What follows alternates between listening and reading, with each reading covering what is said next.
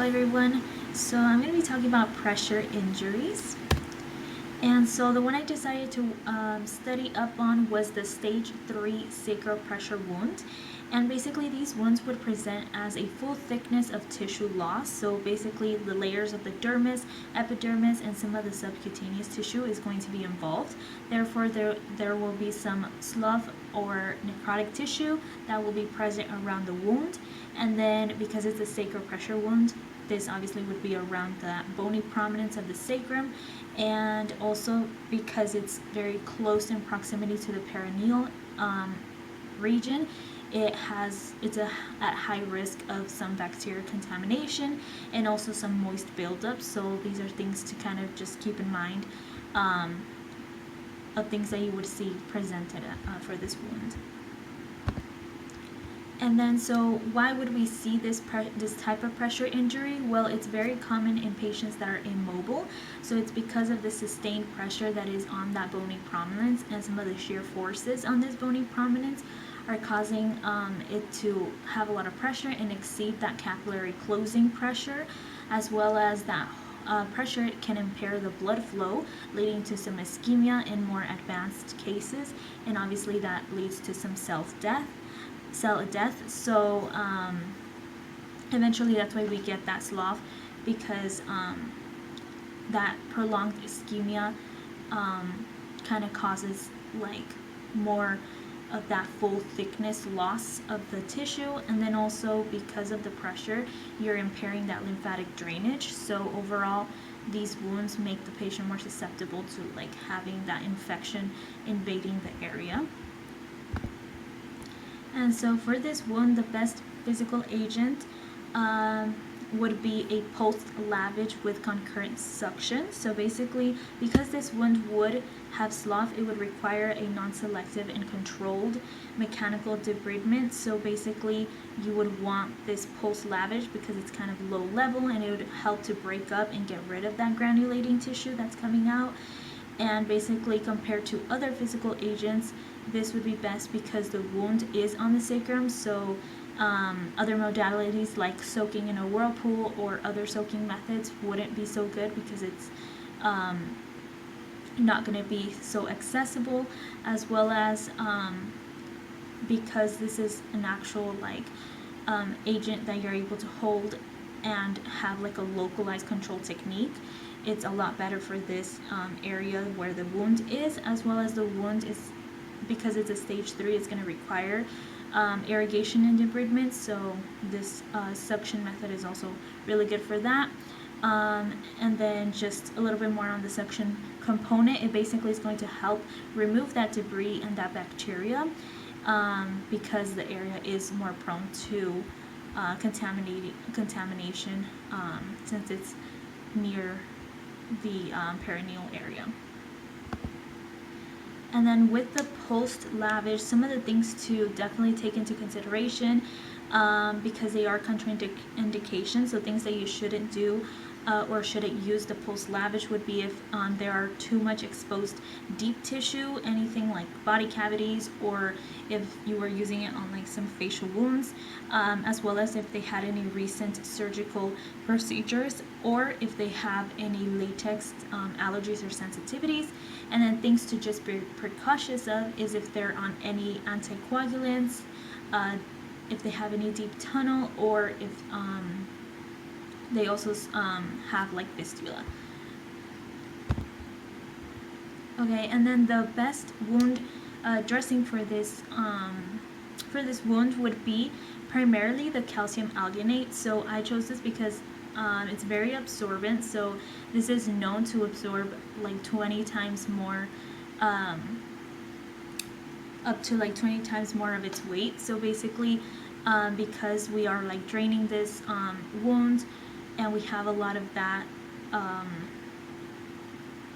like zoff coming out, we would want something that is going to absorb like moderate to severe exudate.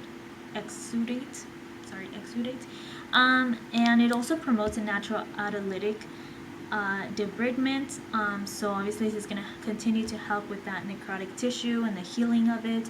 and make sure that everything's coming out that has to come out, as well as this is very well, like, soft and moldable, so it's really good at easily conforming to the anatomy of the wound. Because it is a stage 3, it could have some depth to it, some concavity, so you want something that's going to really adhere to like all of the anatomy of it.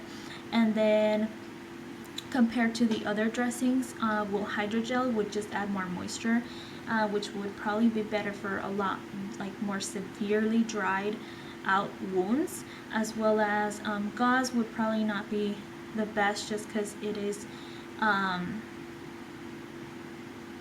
it would require you, because it's less absorbent, it would require you to like change it out more times during the day, versus this one you're able to use for longer, and you're just changing out like every 1 to 3 days. And then also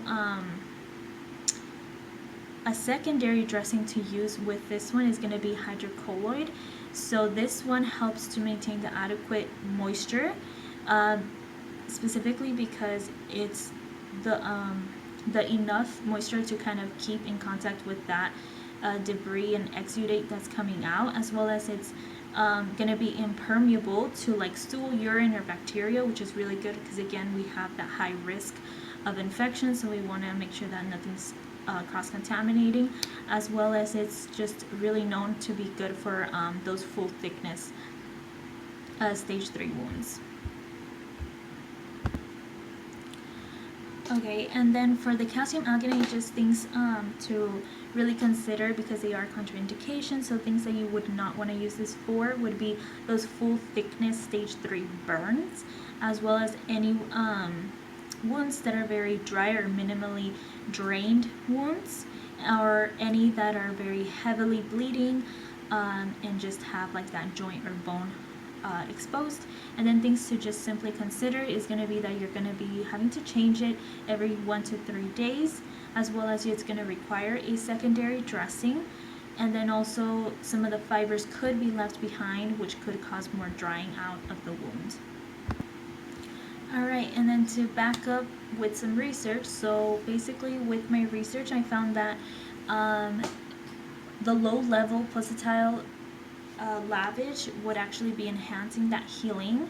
So I did find a research study in which 28 patients were randomized into groups post-spinal cord injuries, and they were basically receiving a low-level pulsing lavage, as while other ones just received a sham treatment, which is kind of like a placebo.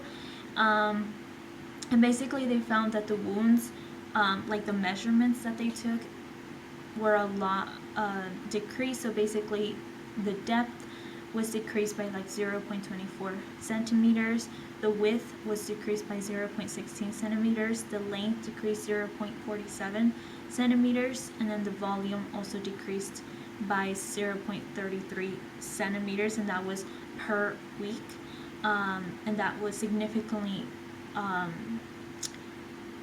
reduced compared to that control group. And then with the calcium alginate, the biggest thing I found was that it's very well paired with the hydrocolloid. So those two kind of go hand in hand. And basically there were 2 studies. So one study had like the stage 3 and 4 pressure wounds. So patients had these pressure wounds, and then they received, so these patients basically received the calcium alginate, and then they followed it up with the hydrocolloid, and basically they measured out the surface area reduction, which is basically the amount of like open space of the wound, and they measured it out with how much it was like reducing, and basically they found that 40% or more was reached of that reduction within the 4 weeks, which was significantly better than that control group that did not receive that and only received the hydrocolloid alone.